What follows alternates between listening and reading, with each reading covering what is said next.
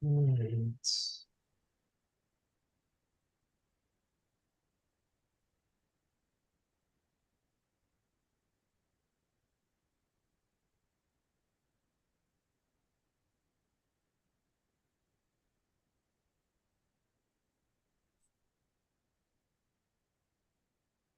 Uh,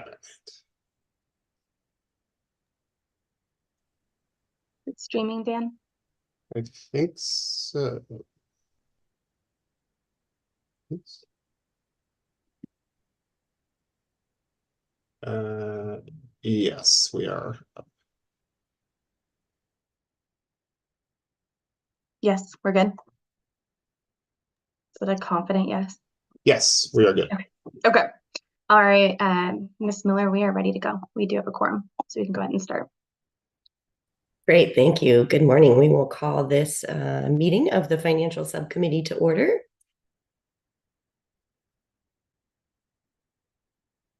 Just a couple of housekeeping reminders. This meeting obviously is virtual, but we still want to ensure that all members of the public that would like to participate can have their comments heard. These subcommittee meetings are slightly more informal than our traditional monthly meetings, meaning that your public comment does not have to be pre-submitted and can happen as we move through the agenda. It just needs to be related to the agenda item that we are on. So if you would like to make comment while we are on that agenda item, please either raise your hand, so to speak, in the Zoom software. I know I got some feedback that people had a little bit of a struggle with that. So if you are not getting recognized and have your hand up, please take advantage of a pause on each item to speak up and have your comment heard, or perhaps make a message in the chat box to let us know that you're waiting to speak. Ashley, you want to go ahead and proceed with roll call, please? Good morning, everyone. Superintendent Designee Miller. Hi, here. Good morning. Mr. Ruiz. I'm here. Mr. Stratton. Mr. Stratton. Mr. Swanson. Here. With that, you have a quorum. Great, thank you. For each agenda item, we will hear a presentation from staff, followed by an opportunity to ask them questions and the public comment already mentioned. Our first agenda item is to approve our consent agenda, which includes our meeting minutes from November 8th. I move that we pass the meeting minutes as written.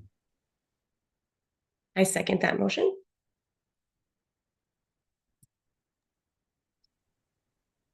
Mr. Ruiz. Aye. Mr. Swanson. Aye. Superintendent Designee Miller. Aye. Thank you. Motion passes. Our next agenda item, which is labeled D, is factors affecting day's liquidity. We've been speaking about this in prior meetings, and Andrea has prepared a, oh, sorry, yeah, I jumped ahead. I jumped way ahead to action items. Give me. I am looking at the wrong notes. Actually, we have the pleasure this morning of a presentation to give us a little bit more context on the financial intervention process as it's delivered by the State Board for Charter Schools. Andrea, can you please present for us? Sure. Good morning. The board's financial framework is used to analyze charters' financial performance and not their processes for managing that performance. It is also used to communicate the board's financial performance expectations and identify those charters showing signs of financial risk, and to communicate when disciplinary decisions may be taken, including revoking charters and closing schools. Next slide. The board's financial framework includes 6 measures. Annually, staff determines each charter holder's performance on the 6 measures and assigns the applicable measure rating using information from the audits conducted by independent CPAs and average daily membership calculations completed by the Arizona Department of Education using student attendance data submitted to ADE by the charter holder. This slide explains each of the framework's 3 measure ratings. As proposals for 4 of the framework's 6 measures are on today's agenda for subcommittee consideration, I wanted to touch on a few things regarding these ratings. With the meets standard rating, the board is establishing for each measure the board's expectations for charter holders' performance and communicating those expectations to its charter portfolio. In setting the meet standard threshold for each measure, the board is identifying its expected level of performance, which may or may not align with the charter holder's current performance levels. At the other end of the spectrum, with the below standard rating, the board is establishing the threshold for each measure that indicates a charter holder may be at financial risk. In setting the below standard threshold for each measure, the board is focusing on potential warning signs. The fact that a measure is rated below standard does not mean the charter holder's school is on the brink of closure, but it does mean that the charter holder's current performance is such that the board cannot wait for the next year's audit and ADM to determine if the charter holder's performance is an outlier or could mark the beginning of a downward trend. Once the meet standard and below standard thresholds have been identified, what's left becomes the threshold for each measure's approach's standard rating. Next slide. Using the charter holder's ratings on the individual measures, staff assigns the charter holder's summative financial performance rating or overall rating. A charter holder that has no measures rated below standard and no more than one measure rated approaches standard is determined to be in good standing under the framework. A charter holder that has no measures rated below standard and 2 or more measures rated approaches standard is determined to be in adequate standing under the framework. Charter holders with good standing or adequate standing ratings meet the board's minimum financial performance expectations. If a charter holder has 1 or more measures rated below standard, then that charter holder receives an intervention rating and is subject to additional monitoring under the financial framework. In a little bit, I will go over what that monitoring looks like. Next slide. The board implemented its current financial framework with the fiscal year 2019 audits, which the board received in fiscal year 2020. The pie charts on this slide reflect the portfolio's overall performance in each of the 4 completed audit cycles. Next slide. Focusing on fiscal year 2019 and fiscal year 2022 performance, this graph identifies the percentage of the portfolio receiving a good standing rating based on the number of years in operation. Please note the fiscal year 2019 audits were the first reviewed under the current framework, and the fiscal year 2022 audits are the most recent reviewed. Next slide. Focusing again on fiscal year 2019 and fiscal year 2022 performance, this graph identifies the percentage of the portfolio receiving a good standing rating based on the framework's ADM classifications. For all years evaluated under the financial framework, the medium classification includes the highest number of contracts. These charters have an ADM between 200 and 599. Next slide. As mentioned earlier, if a charter holder has 1 or more measures rated below standard, then that charter holder receives an intervention rating and is subject to additional monitoring under the financial framework. While staff has previously not brought proposals to the board regarding the framework's measures to allow for multiple years of performance data and feedback to be collected, and to avoid knee-jerk or piecemeal responses, other aspects of the financial framework have been revised since it was initially approved in December 2018. These revisions include reducing requirements for reporting under the financial monitoring processes to better streamline board review and reduce the burden on charter holders, and modifying the criteria used for determining charter holders that do not meet the board's financial expectations to consider the charter holder's specific situation. The board's financial monitoring requirements are based on best practice and utilize documentation that should be readily available and part of the charter holder's operating practice. Next slide. The board's financial framework rules identify 2 types of intervention status. The first is commonly referred to as first-time intervention. For a charter holder to be in first-time intervention status, the charter holder had no measures rated below standard in the prior audit cycle, and the charter holder must have one or more measures rated below standard based on the charter holder's audit and ADM for the most recent audit cycle. On probation is the other type of intervention status. For the on probation status to be applicable, the charter holder must have received an intervention rating in the prior audit cycle or in prior consecutive audit cycles, and the charter holder must have one or more measures rated below standard based on the charter holder's audit and ADM for the most recent audit cycle, which results in another intervention rating. Due to receiving 2 or more consecutive intervention ratings, the charter holder is placed on probation for the most recent audit cycle and assigned to probation risk level 1, which represents the highest risk, probation risk level 2, or probation risk level 3. The criteria for each risk level are found in the board's rules. Next slide. As shown on this slide, during the first 4 audit cycles, the number of charter holders receiving an intervention rating under the framework has declined, as has the number of charter holders placed on probation after receiving 2 or more consecutive intervention ratings. From fiscal year 2021 to fiscal year 2022, the number of charter holders receiving a first-time intervention rating increased, but continued to remain below prior year levels.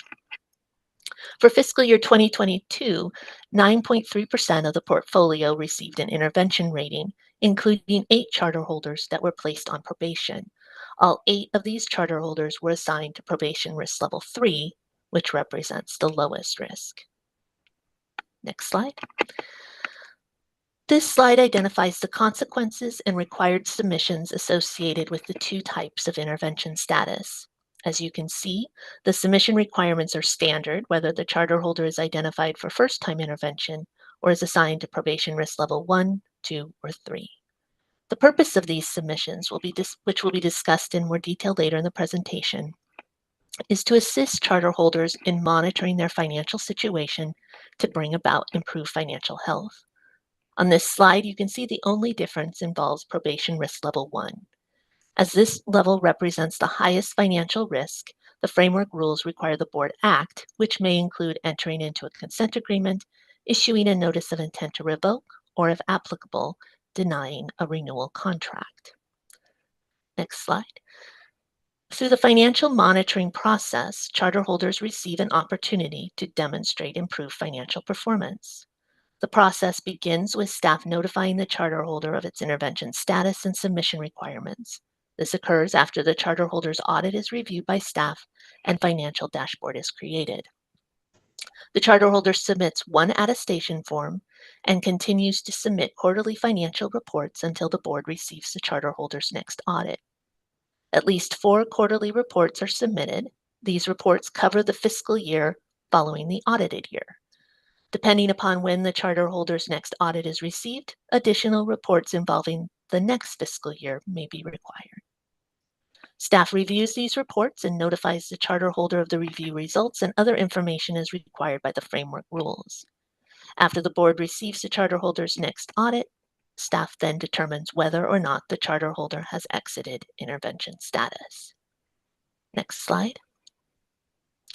A little over a year ago, the board amended its financial framework rules and replaced all previous non-quarterly financial report submissions, such as narratives, financial action plans, and meeting minutes, with attestations. I realize it's hard to read, but the slide includes an attestation example and also provides a link where all 4 attestation forms may be viewed. The use of attestations had several positive effects, which have been identified on the left. One of the key positives is that the attestation forms focus the board's and staff's efforts on outcomes and lets the charter holder focus on the best path forward to improving their financial situation and ultimately meeting the board's financial expectations. Next slide.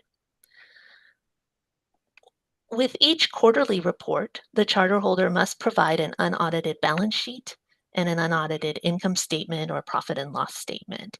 These 2 financial statements, which are generated by the charter holder's accounting software, provide the information necessary to determine the charter holder's performance on the unrestricted days liquidity and adjusted net income measures.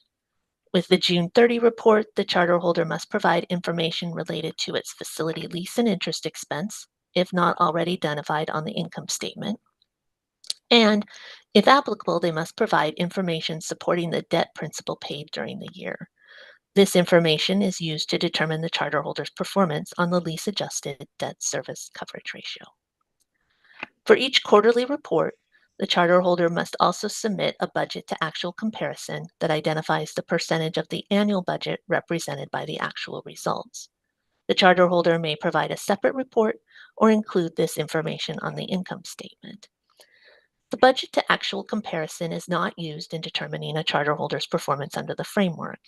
It is included in the quarterly report to help charters monitor their financial situation with an eye towards improvement. For example, the September quarterly report identifies results for the first 3 months or the first quarter of the school year.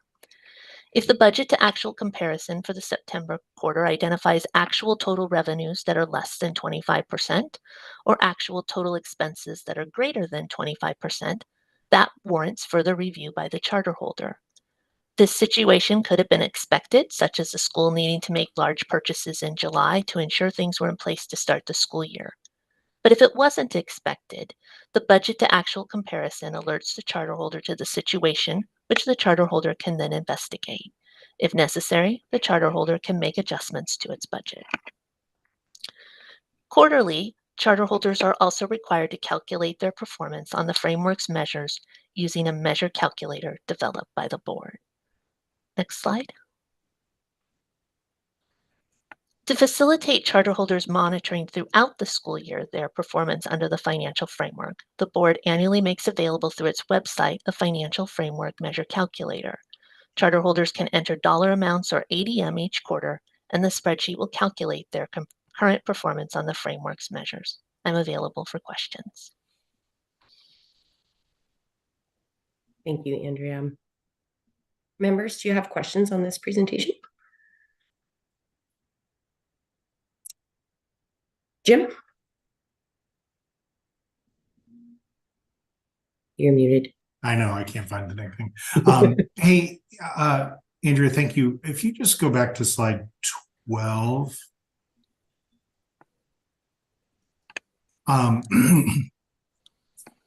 Sorry, my page 12, the first time versus probation. I was looking at maybe an older version, 13, I guess. Does this show that in your opinion, does this show that our framework is A, working, and B, has our charter holders focusing on the right things? I think there are a couple things to keep in mind. I do think that the implementation of the framework has caused charter holders to consider more their financial performance. As you may recall, under our prior financial framework, we created a dashboard, but there really was no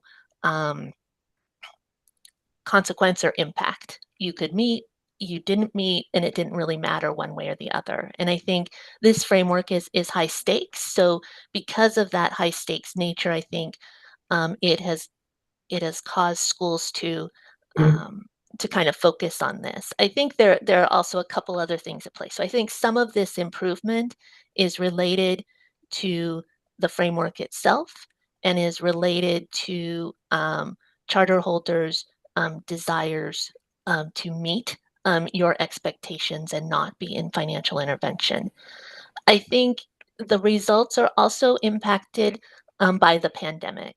And as you may recall from, I think, one of our earlier meetings, we discussed the impact or the influx of additional money into schools because of the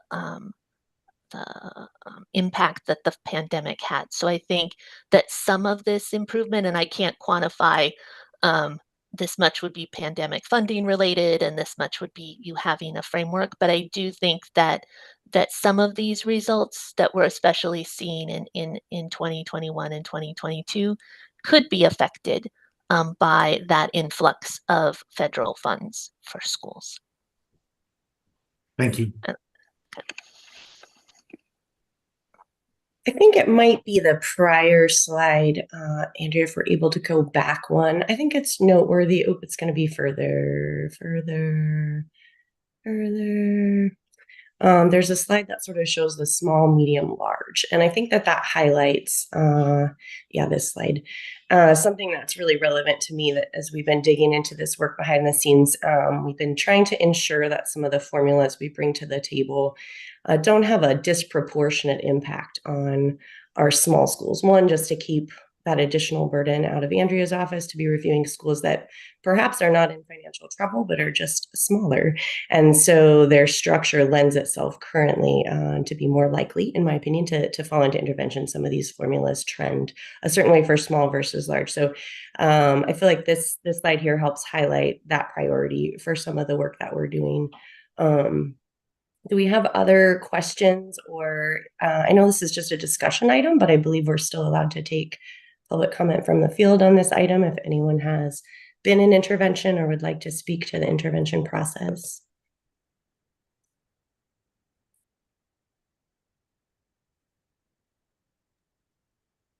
I don't think I see anybody. I have a question. This is Yes. Steve Duran. Thank you, Steve. When I'm looking at these schools, I've been spending the last week looking at everything from AFRs to also audits.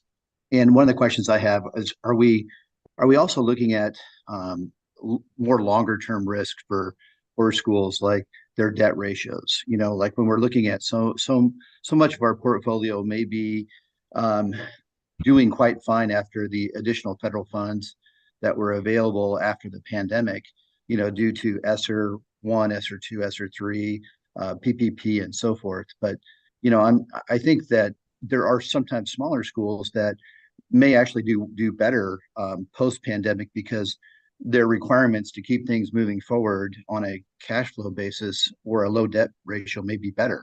So anyway, I just wondered if we're looking at any of those factors as we're comparing schools financially. Thank you.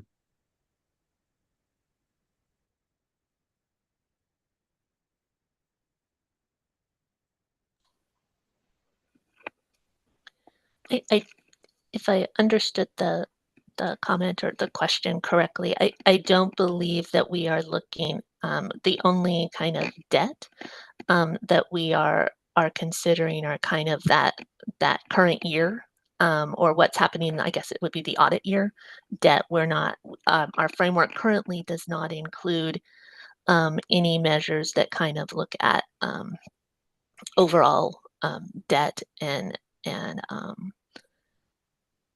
any of those ratios.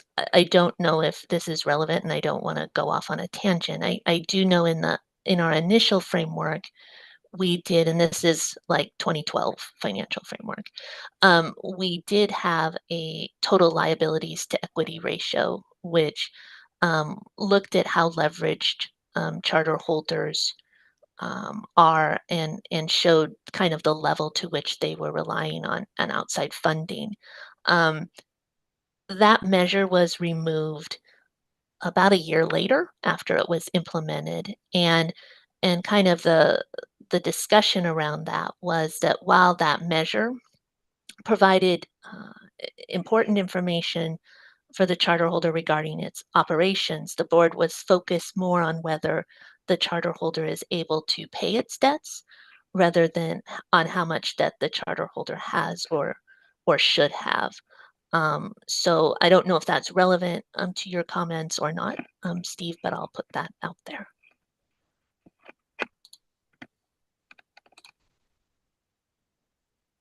Thank you very much. Appreciate the input.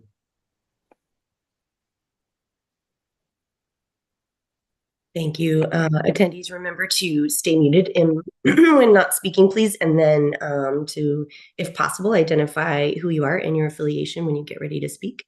Steve, thank you so much for that question and those comments. Did we have any other questions or comments, but particularly on this item of the intervention system? Feel free to speak up. We're not really seeing the hand. All right. Well, I know that this takes a lot of effort to put this together and also to do this work each day, Andrea. So I appreciate you helping us in context to understand what some of the outcomes are for our schools, and also on your side with the work committed when our schools do fall into the intervention and probation status. If we don't have any other comments, we'll go ahead and move on to our next agenda item, which is agenda item D. This agenda item is factors affecting days liquidity. I think seeing the amount of work that goes into intervention, there is at times pressure to stay out of it. And so I think this agenda item speaks to that a little bit, speaks to some of the choices that perhaps are made that wouldn't be in a school's best interest to try and meet. But I will hand it over to Andrea, and then we'll have further conversation after her presentation. Subcommittee members.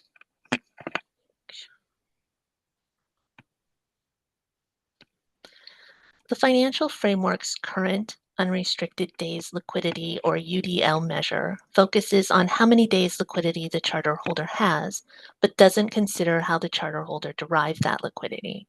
Charter holders may access credit lines, transfer funds between related schools or entities, or obtain advances from an outside party on their state equalization payments.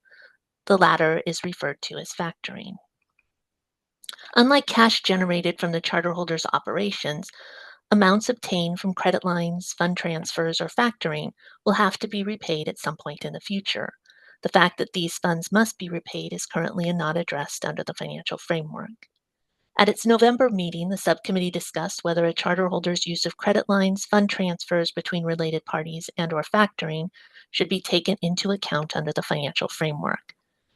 Based on those discussions, staff prepared a modification to the UDL formula for the subcommittee's consideration. This modification would subtract from the numerator funds borrowed through credit lines, fund transfers between related parties, and factoring. In the formula, these funds are referred to as short-term borrowed funds. If this change is pursued, the following explanations on this slide are provided. For credit lines and factoring, the short-term borrowed funds amount would be the liability as of June 30th and would be pulled from the audited statement of financial position, or as applicable, the notes to the audited financial statements. For fund transfers for cash flow purposes between related parties, the short-term borrowed funds amount would be the current liability as of June 30th and would be pulled from the audited statement of financial position, or as applicable, the notes to the audited financial statements. Amounts owed under long-term related party loans would not be considered short-term borrowed funds, as the principal payments for these loans are already captured under the financial framework's lease-adjusted debt service coverage ratio. If the formula's numerator is negative after subtracting the short-term borrowed funds, the negative amount will be used to calculate the charter holder's performance on the UDL measure, resulting in negative days liquidity. I go over all of these things in detail in case there should be modifications made to either where we're pulling things from or the amount we're using. At today's meeting, the subcommittee may decide what modifications should be made to the proposed changes identified in the meeting materials, and may direct staff to solicit public comment on these changes, which the subcommittee would consider at a subsequent meeting.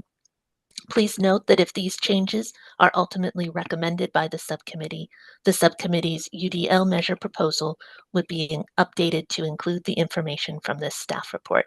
I'm available for questions.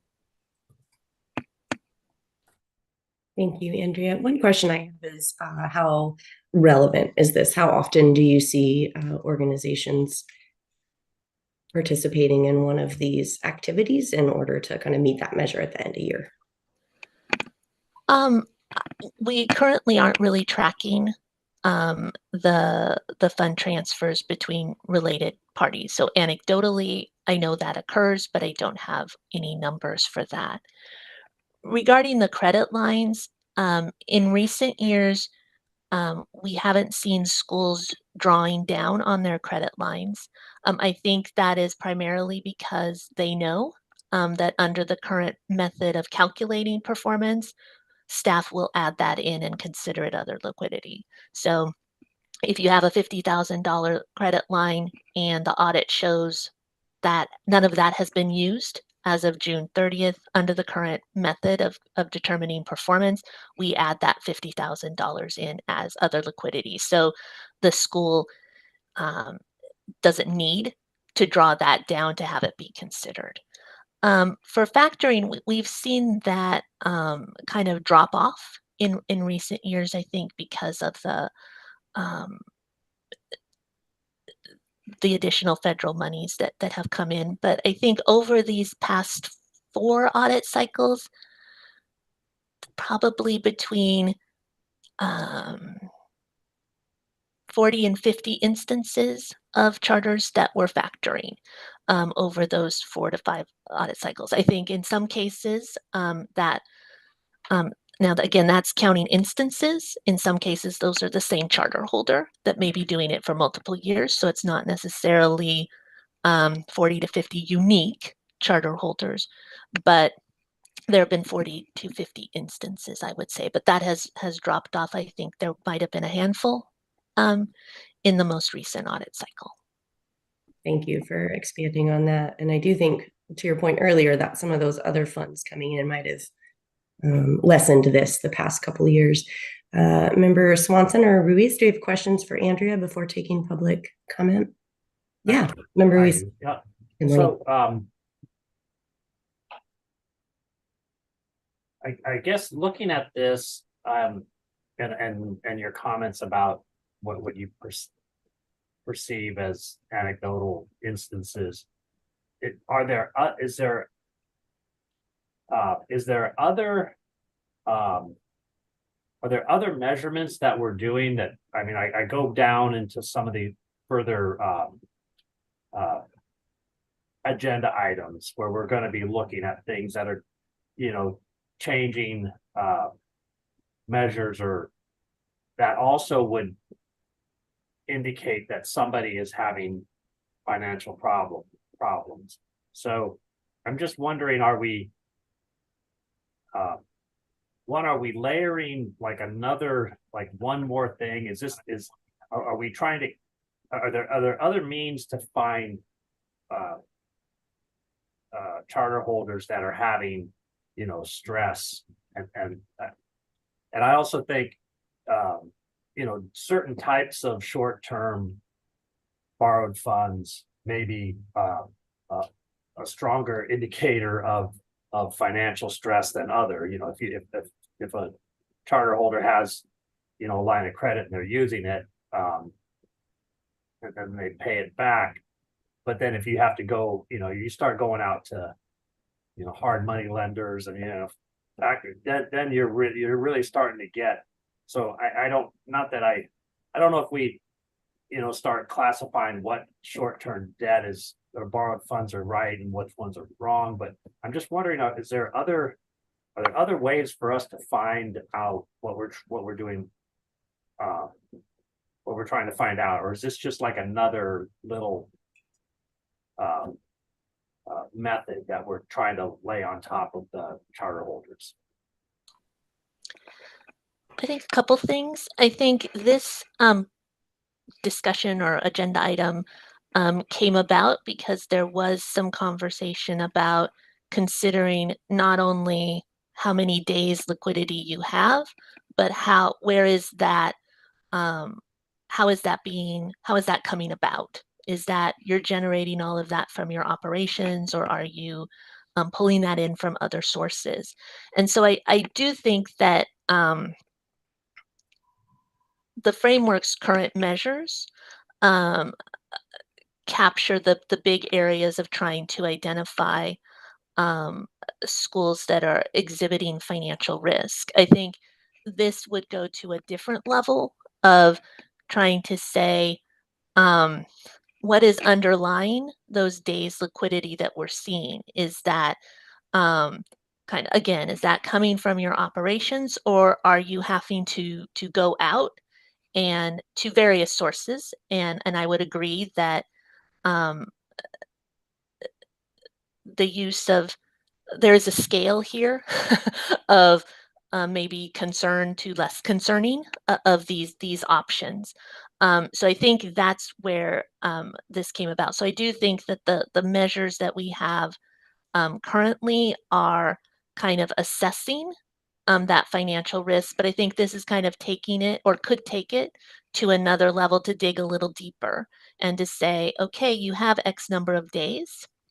How is that coming about? And is that okay? At the last meeting, there was a proposal for a specific factoring measure, as that is probably, of the options that we're discussing today, might be more of a red flag than the other two. I did not include that in here because if we were going to proceed down this path, it seemed to make more sense to treat the various short-term avenues that schools have available to them equally.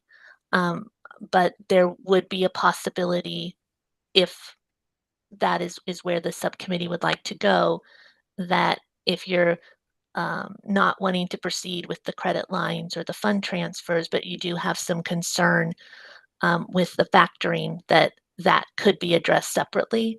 That is currently not addressed in the framework.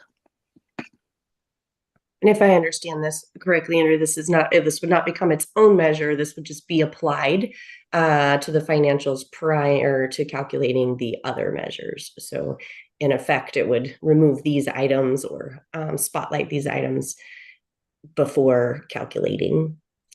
That is correct. It would be part of the calculation that we would determine what cash you have available, what investments you have available, your receivables, and then from that amount, we would subtract any, if you drew down on your credit lines, or you factored, or you had cash flow transfers between related parties, those amounts would then be removed to determine your performance on the unrestricted days liquidity measure.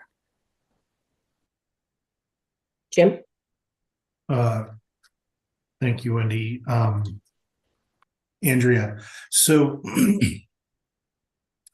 clearly, if what you're trying to call out is somebody dressing up their balance sheet at year end to avoid a red mark for having low UDL, right? And yes. if they're doing that using, short-term borrowed funds or factoring or whatever it is, I don't necessarily have a problem doing this. My question is this an if and? Is it if the organization or the charter is using short-term borrowed funds and their we call it the beginning UDL, the other calculation is less than X, then we do this. Did you say there's like maybe 40 schools that do this? Did I hear that? No, there are 40 schools roughly that have factored over the 4 years. Okay. There are multiple schools that have credit lines, but because of the current way performance is determined, they're not drawing those down because they know we will add them in. So I don't know what would happen if there were changes, whether it's this change or just setting this aside and just making the changes that are currently proposed that we'll be considering under the next measure. I don't know if more schools would be drawing that down, but at this point in time, they don't need to, because they know we'll add it in for them. Right. And as I recalled, I think we didn't want to encourage destructive behavior. Correct. And that's why in the next item, we're changing what we're including in the calculation. Okay. To not,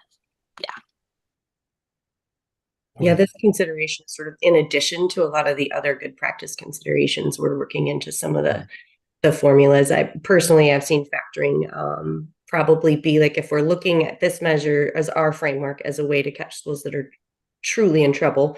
I do believe that factoring is probably of the highest concern, just based on outcomes I've seen in the industry. I do think, the ability for a bigger guy to move money around, it's, they're probably in an okay position to do it. So if our measure is just to watch if they're in an okay position, then we need not probably be bothered with that, but it definitely would even the playing field out for people who can't move money around, to limit that option. Do we have any public comment on this item?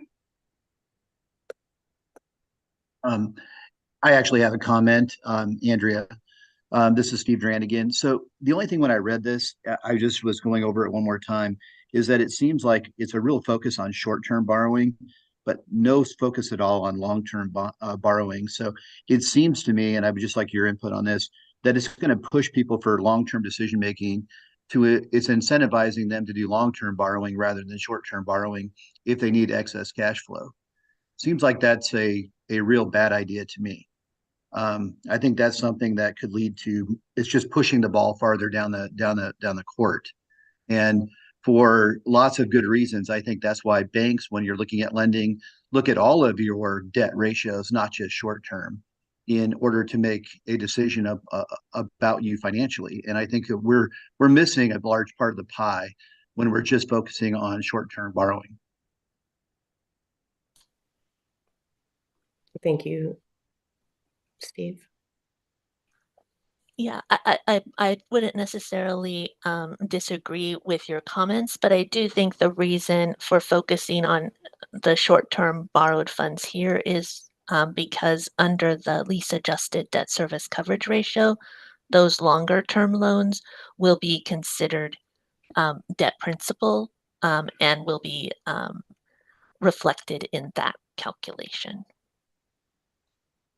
Maybe that's not the place for it, but that's kind of the reasoning for focusing on the short term here. I think some of those ratios, some of those rates are flexible though. So a school may be okay in year one or year two, but those rates might increase on their long-term debt over time, which could present a much larger risk than somebody who, I really like the comments from Mr. Ruiz. A short-term a small amount of cash from like a bank or something like that, a line of credit, may be far less risky than something where you have a long-term debt instrument that has a rate that's adjusting up. And I think those are a much larger risk to the portfolio long-term, especially for the medium to larger entities than something like just maybe, I hate factoring. So I'm not talking about factoring. I'm just talking about, bank lending specifically. So anyway, I just wanted that for some consideration because I'm more concerned about our portfolio 2 years after all these federal funds cease than I am, just this current fiscal year.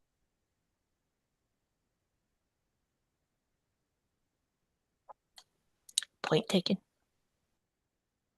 Thank you, Steve. Amanda, I see that you've got your hand up. Hi, Amanda Patry with the Arizona Charter Schools Association.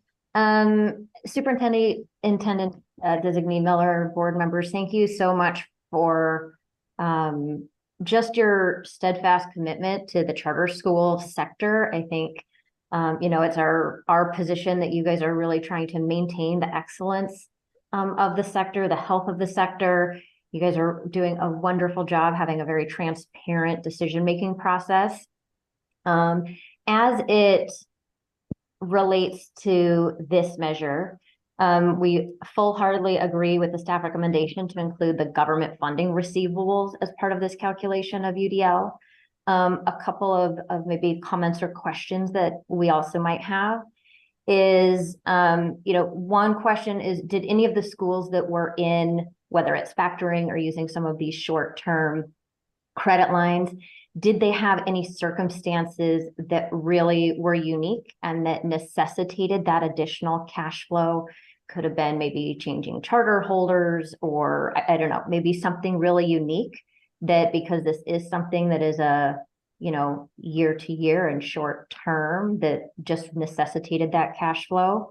And then I'm just a little bit concerned with, since state equalization payments are a little bit later now in the quarter. Again, we want the health of the sector, but is this a tool that sometimes with late equalization payments or a special circumstances that a school might need to use something for just 1 year?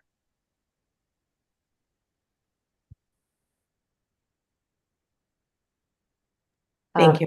Just to one other comment too is we do have a working group that we've put together, and so on some of these either measures or proposals, we will get you more comments too from our working group.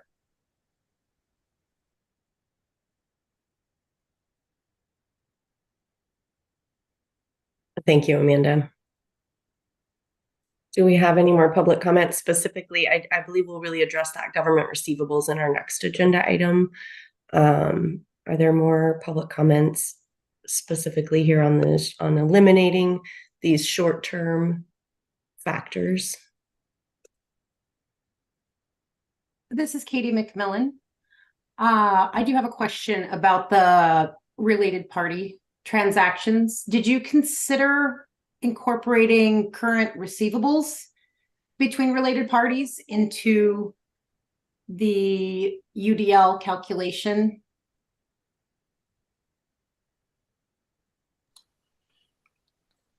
If you're considering the liability side, I'm just wondering if you also considered the receivable side for related parties that may have payroll and other items flowing between entities. Yeah, I think that's probably more relevant to the next agenda item, but I think we focused on the government funding ones because there is some typically that's a timing issue, and there is some certainty that those funds will be received and will be available. And with the related parties, there is some flexibility there because they are related parties, that if push comes to shove and the school can't make that payment or can't provide that money to the other school, that that would be extended. And there would be like grace provided in that situation. But I think that might be more relevant to the next agenda item. Okay, thank you. Good feedback, Katie. That's a good reason that an organization would be moving funds between. Any other public comment on this agenda item? Yeah, Annie, good morning. Hi, Wendy Miller. Thank you for taking my question. Was there any consideration on first year charters? So say there was an expansion and it's an affiliated charter, and obviously year one of a high quality charter school requires enormous expenditures. And so at the end of that first year, they may find themselves needing a credit line to get them over that bump of UDL. However, they're known to be a quality charter. They're part of a larger organization affiliated. Was there any consideration in the newness or the years of operation? Because that first year can be very significantly different than future years. There was not. If this proceeds, which I'm not sure if it will be, but if this consideration proceeds, that is something that the subcommittee could incorporate into its proposal if it would like to. Thank you, Annie. That's good feedback. Any other public comments? I think that factoring is destructive, and I'm hopeful that we can find a way to extrapolate it. But I also get the sense that there's a lot of factors influencing what's proposed here that may be unintended. So I think I'm going to move at this time that the subcommittee take no action and continue this discussion at a future subcommittee meeting. I'll second that.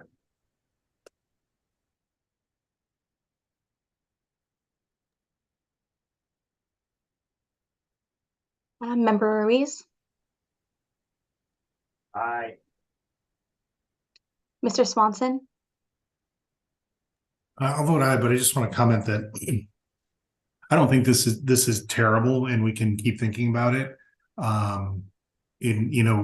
Again, this isn't a bullet in a charter holder's head if they do this. It is a moment in time, and it's a piece of information, and potentially to help staff protect the charter community as a whole. But I'll vote aye. Superintendent Designee Miller. I agree with you, Jim, and I think it would be good to get this on our next agenda to dig a little deeper into getting it right for sure, but I also vote aye. With that, motion passes. Before we move on, is there anything for that next meeting that you want staff to prepare, or is it just to continue the conversation and you don't really need any additional information from staff? That's a great question, Andrea. Jim, can you think of some data that will be helpful to continue to consider this? Maybe some samples? I going back to what Annie had talked about, I think is, can we find instances where this has happened, but it is very easily explainable? That would be something to see. And then if you could get a kind of a current count of how many would have to have their UDL modified for this would be helpful as well. Is that doable, Andrea? Without killing you? I think aspects of that are. I'm not Okay. sure if the fund transfer thing might be a little more difficult, but I think the credit lines and the factoring should be relatively easy to pull together. Very cool. Thank you, Andrea. I suspect that's the sentiment. That's where the most concern is on the short terms and the factoring. Thank you. Great discussion. I'll comment from Annie. Multiple years of credit lines sequentially compared to year's charter. Yes, thank you, Annie. When we revisit this, we do need to look at a consideration for first year charters, since they would be in a unique situation, how we would consider them.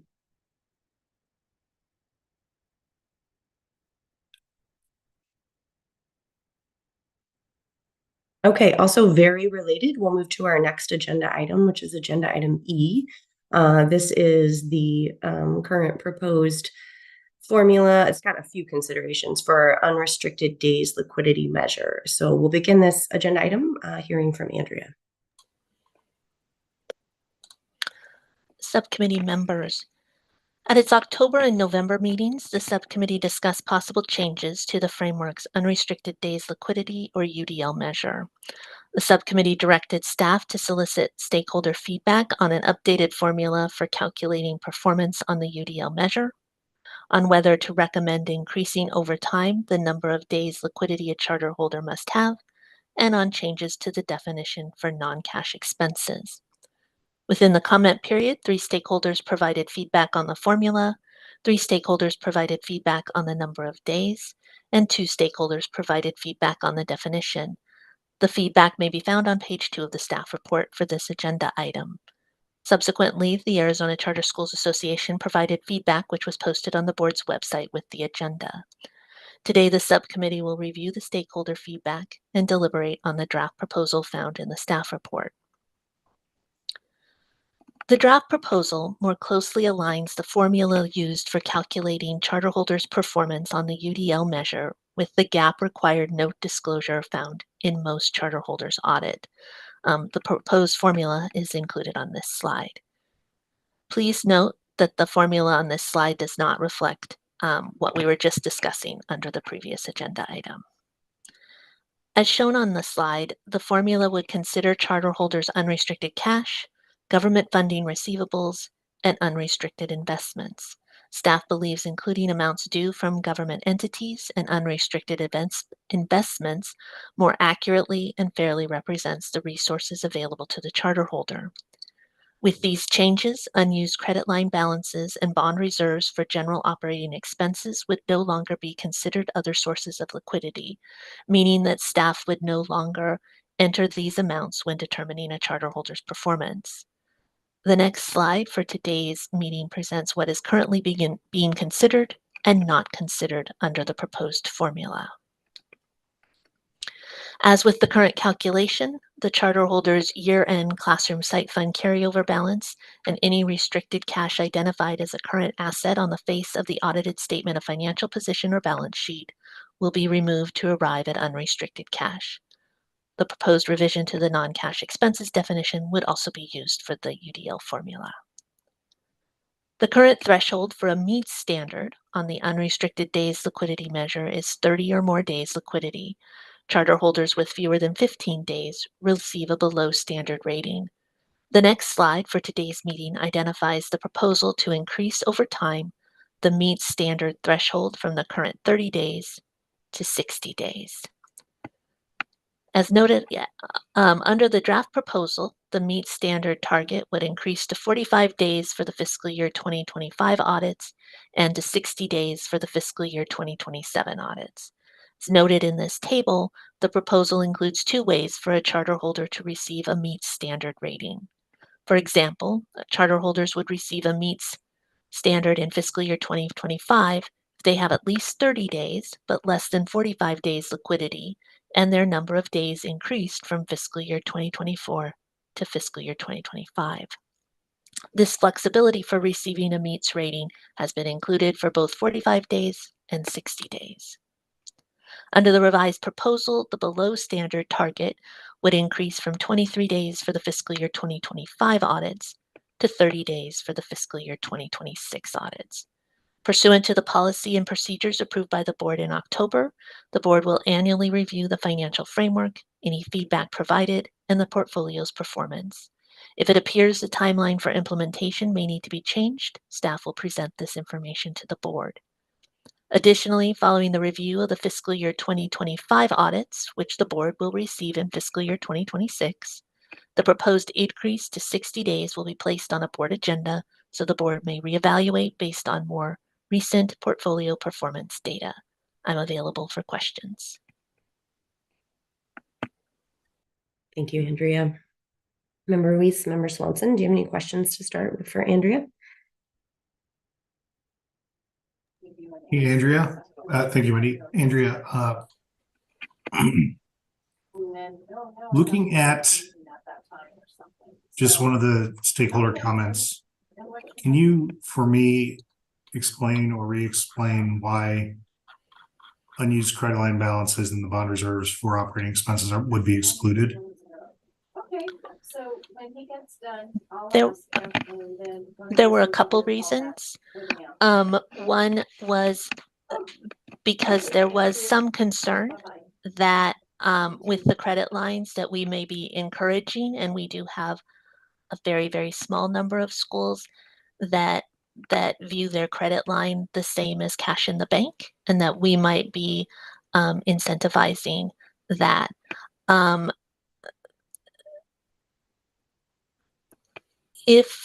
So we didn't want to include in our calculation that we would automatically add those back in. Setting aside the discussion for the previous agenda item, had that matter not been raised, our not including it automatically would not have prevented charter holders from choosing to draw down those funds so that they would be in their bank account at June 30th and then paying them back subsequent to June 30th. With the consideration that is being discussed under the previous agenda item,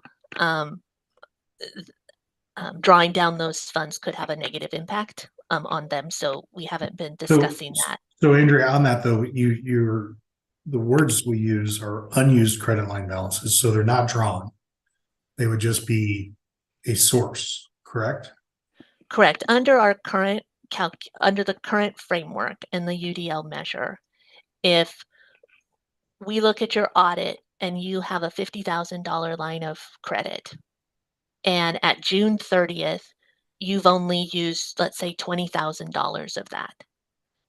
When we go to calculate your performance on this measure, we currently would use the difference, 50,000 minus 20,000, or that $30,000, and automatically include that as other liquidity. Charter holder doesn't need to draw it down, it's just thrown in. Had they not used any of their credit line and the full $50,000 was available, we would add that in automatically. That would be what staff would do. Under this proposal, again, I don't want to misspeak because there are two things going on that would kind of contradict each or could be contradictory in what I'm saying with the prior agenda item and this agenda item. Setting aside the prior agenda item, if that was not being considered at all by the subcommittee, the change that is currently under consideration under agenda item E, staff would not automatically include that amount in the calculation, but there would be nothing that would preclude the charter holder, and there would be no negative impact to the charter holder if they chose to say, I have a $50,000 line of credit. I'm going to draw down the $50,000 line of credit, all of it, so that at June 30th, that's in my bank account. And then on July 1, I'm going to pay it all back. Under this proposal, there would be nothing that would preclude that. The previous agenda item, though, is considering whether these short-term borrowing amounts would be backed out. And so we haven't been, yeah, I'll just leave it at that. I think I'm saying the same thing over and over again. Regarding the bond reserves, conversations that we've had with various stakeholders, some schools, but mostly with the individuals involved with those reserve funds, indicate that the availability of those funds is there are a lot of, even though they may be for general expenses, there are a lot of strings attached to try and get access to them. So they may not be as liquid as once thought. And so that is the reason for backing those out in the proposal, because they may not be as available as once thought. Okay. Thank you, Andrea. It's difficult to extrapolate since the agenda items all interact, but this agenda item as proposed currently has a few considerations that would have been impacted by the prior. Member Ruiz? Thank you. I don't know, on the I'm looking at the first page of the what was sent out in the agenda, where you kind of gave examples of there's like 8 examples of how this current formula works versus how the proposed formula works, and how it, depending on what you're using, can dramatically change the UDL measurement. I guess I have a little bit of a problem. I mean, I know what we were doing with the previous agenda item. Currently we're not allowing government receivables, and then under the proposed formula, you're throwing them in, but you're taking out the credit line. And I think, and I know these, I don't know, Andrea, are these actuals that when you these examples, are these actual schools, or just kind of theoretical schools? I'll get to that question in a minute. Dan, if you click through it, I don't know how many slides it is, but I think you should try one more. Well, forwards or backwards? Forwards. Keep going. There you go. Okay. I'm looking at that right now. Um, So, these are the examples, Right. and these are actual examples Okay, for okay. real charter holders and their performance. I think part of the reason for including the government receivables is it's going to be more it's going to impact more charter holders than the credit lines, bond reserves, or investments, even though we're keeping the investments in. But yes, these are actual charter holders' performance and their data. Okay. Because, I'd take, for example, Charter H, they unrestricted cash, they've got their government receivables and they've got 100,000, but they were taking the 100,000. So they would have looked a lot better. And compared to Charter G, he's got 150 and you're removing that. So now they look worse. I mean, I don't know, just, I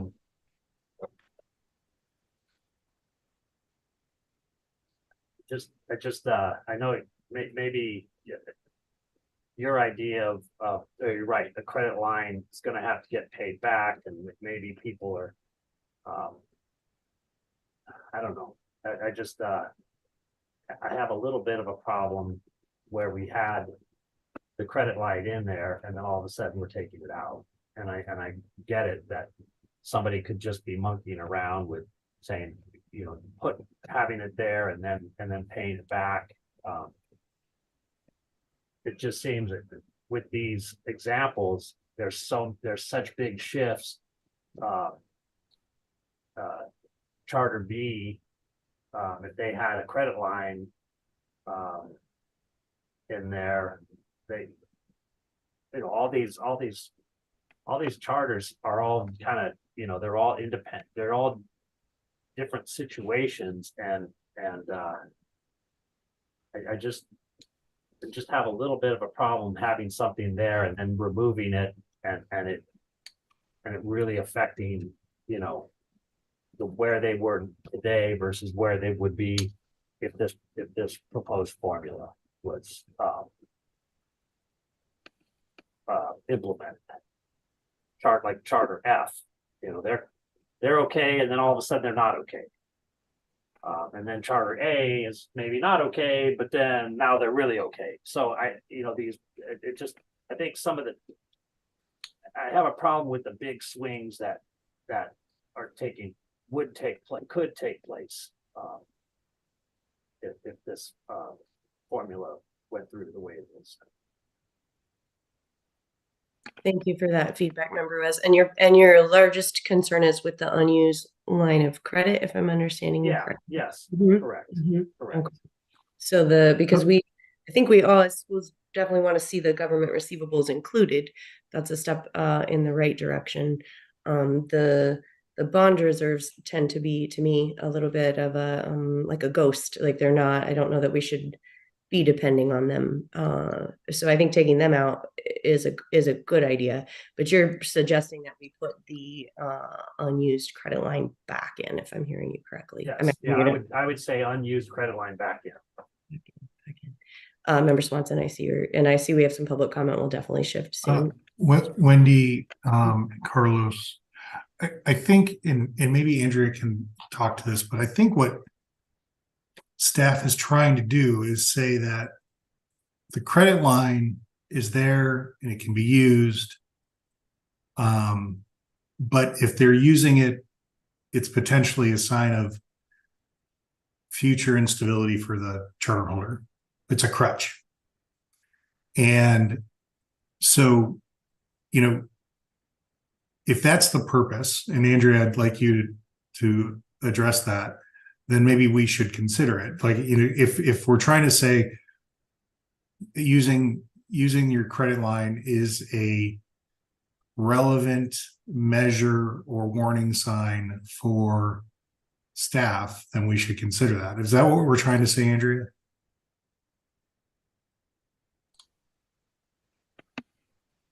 I may want to defer. I don't know if I saw Ashley's hand is raised. And I don't know if she has things specific to the credit lines or something else.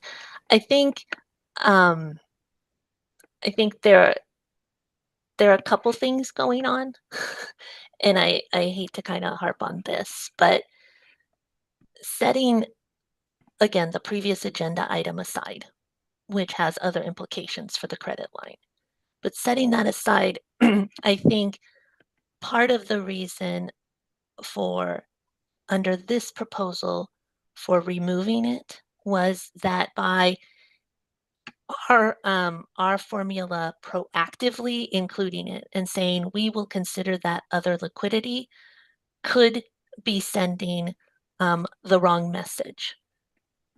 That said, if the charter holder, again, looking at this proposal separate from the previous agenda item, if the charter holder said, I have a $50,000 line of credit and I want that considered when staff is determining my performance, so I am going to draw that down and have it in the bank at June 30th and then possibly pay it back on July 1. I don't necessarily, on the surface, if we're okay with the credit lines, have a problem with the school doing that. Now, under the previous agenda item, that $50,000 would be backed out from our calculation, so there wouldn't be any value. But if that goes away or is modified to some degree to make it not maybe everyone who uses their credit line, but there are certain conditions that are applied to that, then I think we're wanting to remove it out of the formula because I think it kind of could send the wrong message for some of our schools. Not all of our schools, but for some of our schools, by our inclusion of that, they consider it no different than the cash that they've generated from their operations. But I see Ashley, and I don't know if she wants to talk about this or she wants to talk about something else. So, if I may just add to what Andrea said, I think it's important to remember that for this proposal, right, we are, for this measure, going back to what this measure is trying to identify, this measure is trying to look at how many days expenses can be paid by the charter holder without new monies coming in, right? So if we look at the unused credit line, that money has not come in. So we really want to look at what cash does the charter holder have currently, right? So that's why I think, again, asking or recommending that the unused credit line is not included is important. We also, I think, to Member Ruiz, to your point that you don't want these huge swings, I think it's important to know that we have a phased in approach, right, for implementing this. Like, this is not going to go into effect immediately. We can phase it in so that schools are aware of it, that if we say unused credit lines are not going to be factored in for this measure, but if you draw down on it, it will be, again, knowing that we have a different discussion in the previous item, then I think it gives charters some time to really think about how they do their business. Again, I think it's important that here we are really looking at, does the charter have enough funds to cover their expenses? And those that unused, they're not using it, right? And so, but again, still allowing them to bring it in if needed at this time. Thank you for elaborating. Yeah, Carlos. I'm just trying to figure out, because we're on the one of the next agenda items, we're pushing the charters to have, to move more and more towards more time or more days on cash on hand, from 45 to 60, and I get it that say charter. I'm going to pick on charter G. He went from 76 because under the current down to 53 because we're excluding the credit line, and he has no government receivables. So my concern is that the portfolio is so broad, and you have different sizes, and I don't know if these different, examples are different sizes, and it could be that some schools, say charter B, they've got over $1 million in government receivables compared to everyone else, and so all of a sudden they go from, what is that, 10 days to 55 to 50, almost 52 days, because of their current situation. And so given that the charters are also different from each other, one charter all of a sudden is golden, and because of their situation and the students, the population that they're serving, and then another who doesn't have as many government receivables, but has a good credit line, depending on their size, they may I get it that we're trying to, we don't want people to be doing, don't want to be promoting certain types of behavior, but I think maybe we can, instead of using your full unused, come up with a compromise and say, hey, we're only going to allow half. We're only going to allow you to consider half of whatever unused. I just think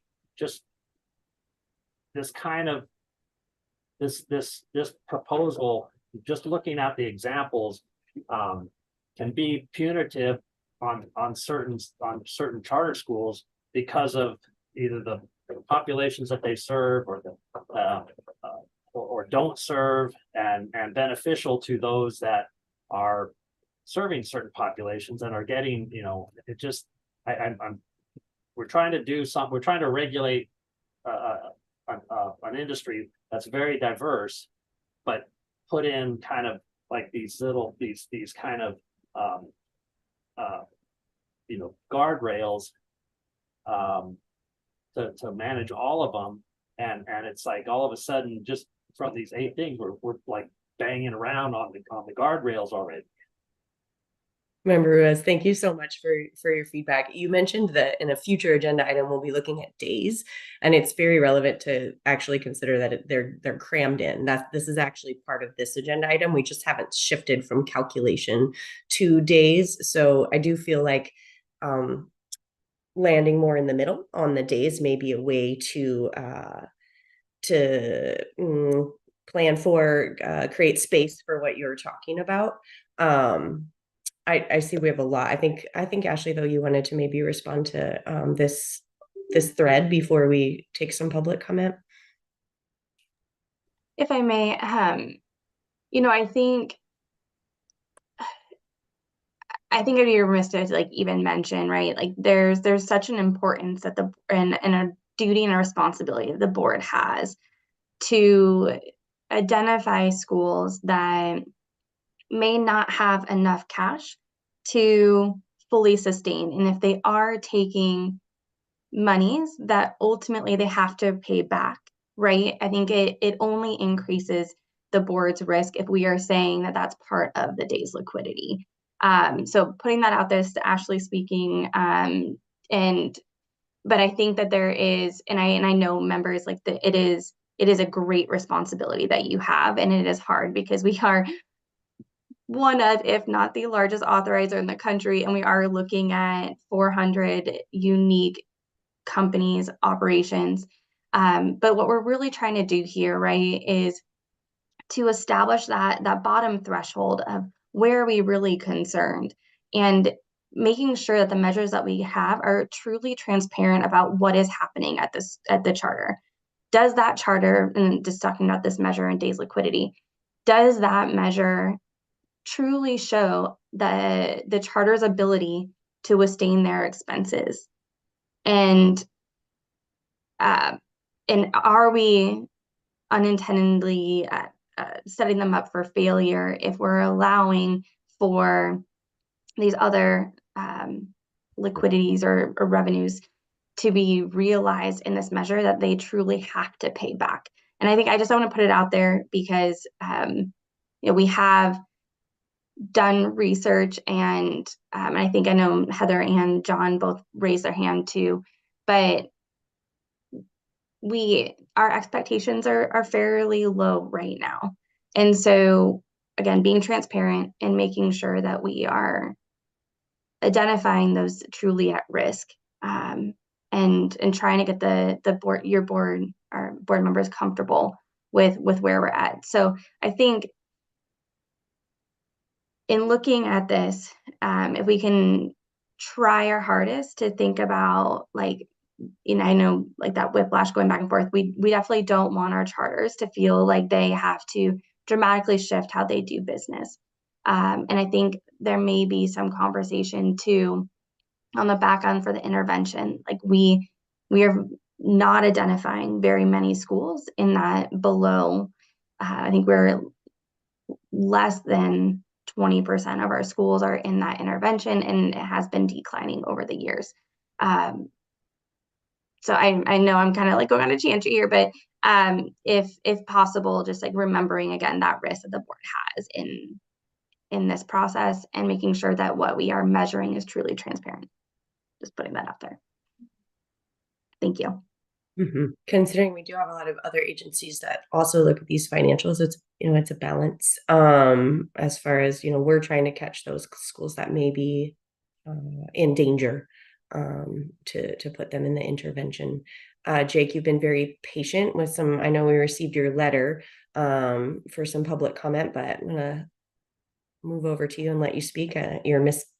You're Amanda right now, but my mouse broke in my computer, so I am in fact not Amanda. But for the record, Madam Chair, my name is Jake Logan. I'm the CEO of the Arizona Charter Schools Association, and thank you. I want to echo what Amanda said earlier. We're kind of tag teaming this meeting. I really want to thank you and the board members, but I especially want to thank staff for the process. I know Andrea and Ashley have spent a lot of time on this, and we're grateful for the thoughtful nature.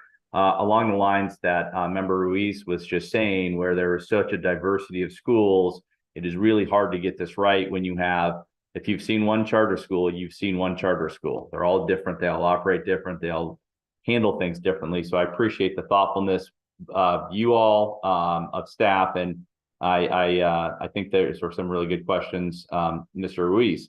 I'm just going to make 3 quick points because you all have our letter. Number one is, I think it's a really big positive to include government receivables, and so thank you for that. I think that generally that is a good move forward, and we're very supportive of that. Number 2 is, I want to thank you for the ramp up period. I think Chairwoman Miller, you had mentioned that, but or maybe it was Ashley, that there is a ramp up period, which we're grateful for. The more, the better. As you all know, charter operators are pulled a million different directions, and it feels like every year it's more things piled on them, not less, and despite our best efforts. And so I appreciate the ramp up. I also want to, in the proposal, speak positively about the multiple ways to meet that standard. I know we haven't gotten there yet in this conversation, but in the proposal, and maybe Andrea or Ashley are going to speak to that in a few minutes, but as part of that ramp up, there are multiple ways to meet that, and I think that's a positive thing. Probably my biggest concern in this particular section is going to the 60 days. I understand the rationale for saying, look, we're going to do 30, we're going to bump it up to 60, and then we're going to review it. And it's not a maybe we will, maybe we're not. It's a shall. The board shall review it. And my recommendation would be, or our recommendation would be, to go up to 45 and then see how it's going. Take a look at the data, see what the data suggests, see if you're capturing what you want to capture there versus going to the 60 and then trying to come back down. And maybe I'm jaded for all my years in government, but it always feels like in government, it never goes back down. It only goes up. And so I would really strongly encourage the board to start at that 45-day period with the same ramp up cycle that you all have indicated. And then, and again, I think it's really thoughtful to have the multiple ways to kind of get there during that period. So I know I'm probably, not everyone will agree with our view there, but we do think the 5-day period is a good starting point, and then the board can do what they want from there versus starting at 60 and potentially going back down, which again, I'm probably jaded, but feels like in government that doesn't happen that often. So I'll leave it for there. And again, thank you all. Thank you, Jake. I think from the industry that has been the feeling. I mean, as a small charter operator myself, I support, adding in the government receivables, and I support taking out the unused credit line and the bond reserves. But I do feel like 45 is a much more realistic place to land on the day's liquidity, based on why we're monitoring and what we're monitoring for. If somebody wants to go out and change their financial position and make investments, then their bank can look at a higher standard on the day's liquidity. I definitely think our below right now has got to come up. That 15 has got to come up. But I think you share a sentiment of a larger portion of the charter industry and how they feel about the 45 versus 60. It's hard to consider these. This one measure has a lot today in the consideration of this agenda item. Heather is one of our technical panel experts from Aspire. Heather, you've had your hand up for a while. Did you have feedback on this agenda item? I do. I just want to comment on the bond reserves real quick, because in some of the bond reserves, they allow us to take out a certain amount for repairs and maintenance and insurance and taxes that we can take out every single month to make that payment. And then those payments go into expenses. But then if you're not recording some of that cash too, that's being stored and coming up for those big expenses, that might hurt some smaller charters that have bonds. And then also with the credit line, I totally agree with all the comments being made. The only concern I have with credit line is that if you're going to allow some of the bigger networks to transfer intercompany or through schools, that credit line essentially takes the place for those bigger networks. So that's all I want to say on that. That's timely and really helpful feedback. Thank you so much, Heather. Do we have other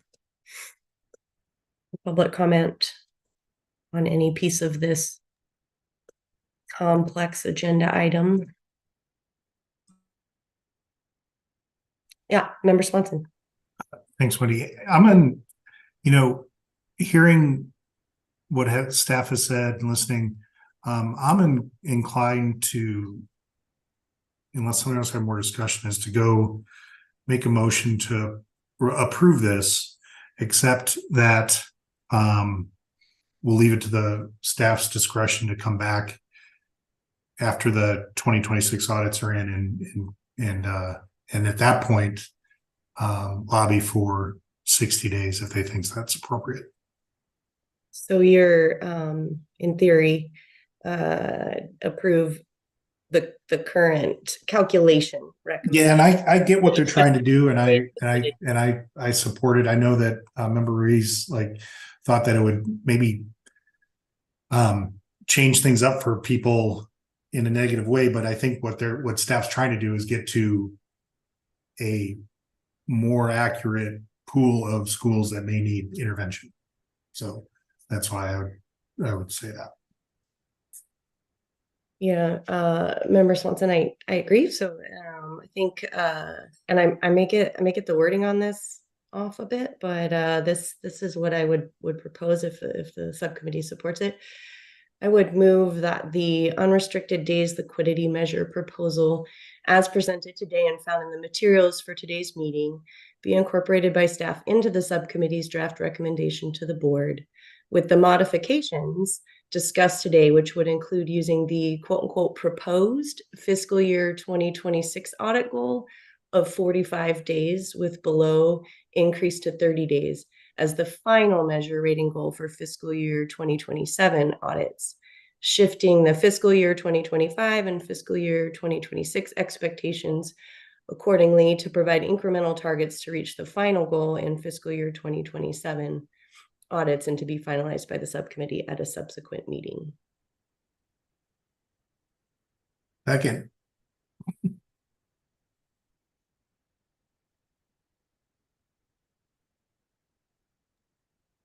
Member Ruiz?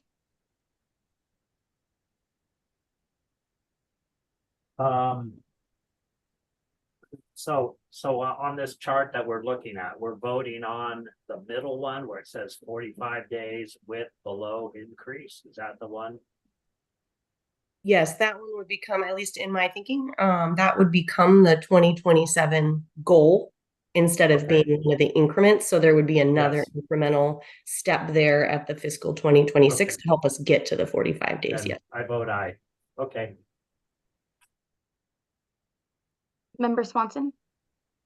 Aye. Superintendent Designee Miller? Aye. Motion passes. Thank you. Thank you for all the public comment and rich discussion on that agenda item. It is thick, and please keep in mind, all of those attending, there will be, future meetings where these are finalized. If you continue to have thoughts, or as the new drafts come out, you have feedback for the subcommittee. So our next agenda item is